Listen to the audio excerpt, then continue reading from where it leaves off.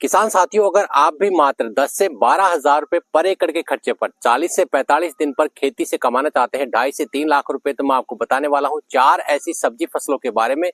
जिनकी बुआई अगर आप जून जुलाई के महीने में करते हैं तो 100% आप पर एकड़ 2.5 से 3 लाख रुपए की आमदनी इससे अर्जित कर सकते हैं।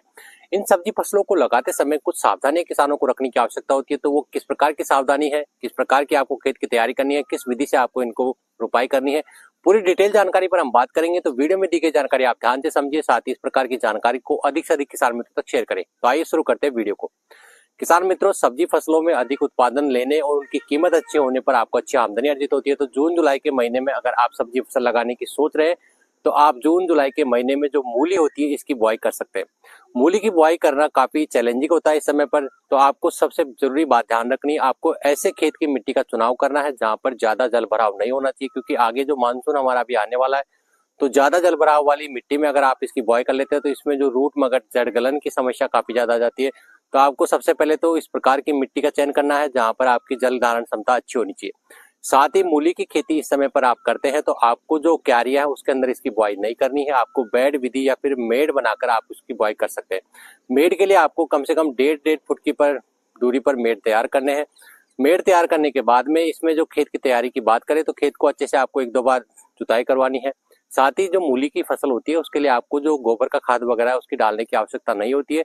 मूली की खेती के लिए आपको जो रासायनिक जो खाद है बेसल डोज के रूप में, जैसे कि फास्फोरस है, पोटास और यूरिया जैसे खादों का इस्तेमाल करना है। इसी के साथ में आपको बहुत ही एक बात सावधानी रखने की आवश्यकता है कि जो मूली में अभी जो बुआई आप इस समय पे करोगे तो इसमें रूट मगट जो मूली जो काली पड़ जाती है इसकी समस्या काफी होती है। तो उससे बचाने के लिए आपको जो बीजों का उपचार करना है, बीजों को उपचार करने के लिए आपको किसी भी अच्छी कंपनी का जो जिसके अंदर इंसेक्टिसाइड और फंगिसाइड का कॉम्बो टेक्निकल रसायन होना चाहिए उससे आप बीज उपचारित करें। उसके बाद में आप खेत के अंदर मूली की बीजों की रोपाई करें।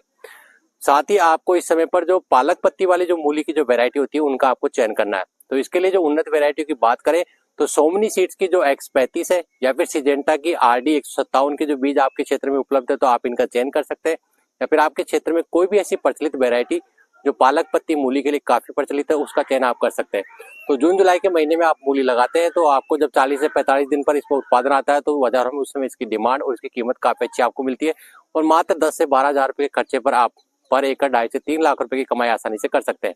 उसी के साथ में एक बात बहुत ही आपको विशेष रूप से ध्यान रखनी है, मूली की जब भी आप बीज की रोपाई खेत के अंदर कर दे तो उसके 48 घंटे के अंदर अंदर आपको जो खरपतवार नाशी जो होता है इसके लिए आप जो पेंडामेथलिन 30% जो होता है उसका आपको स्प्रे अवश्य रूप से करना है, क्योंकि बरसात के दिनों पर खरपतवार की समस्या काफी आ जाती है।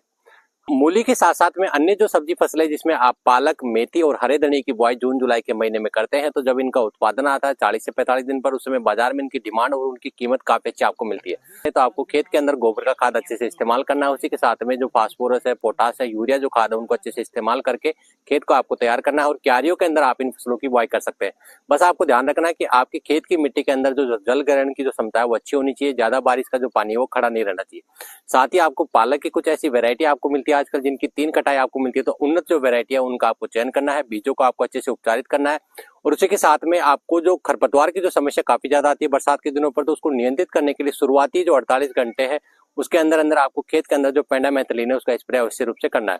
उसी के साथ में जो धनिये की जो बुआई किसान भाई करना चाहते हैं तो कई क्षेत्रों पर जहां मानसून आ चुका है तो टेम्परेचर जहां डाउन हो चुका है वहां पर किसान भाई इसकी बुआई शुरू कर सकते हैं, या फिर जहां पर अभी मानसून नहीं आया तो वहां किसान थोड़ा इंतजार करे उसके बाद में धनिये की बुआई करे। धनिये का जो बीज है वो ज्यादा तापमान पर जर्मिनेट होने में समस्या होती है, तो तापमान थोड़ा कम होने के बाद में धनिये की बुआई आप कर सकते हैं। और साथ ही धनिये की फसल में अच्छा उत्पादन लेने के लिए जो मिनी स्प्रिंकलर जो विधि होती है सिंचाई के लिए आप इसका इस्तेमाल करेंगे तो आपको बेहतरीन उत्पादन मिलेगा। इसी के साथ में आप चाहे तो इसके अंदर जो इंटरक्रॉपिंग भी कर सकते हैं, जैसे कि आपने एक बेड तैयार किया है, बेड के बीच में आप मूली लगा सकते हैं, एक साइड में आप पालक लगा सकते हैं और एक साइड में आप धनिया लगा सकते हैं। तो इस प्रकार की जो 4 फसलें आप जून जुलाई के महीने में लगाएंगे तो पर एकड़ गारंटी आप 2.5 से 3 लाख रुपए की आमदनी अर्जित कर सकते हैं बहुत ही कम खर्चे पर। धन्यवाद।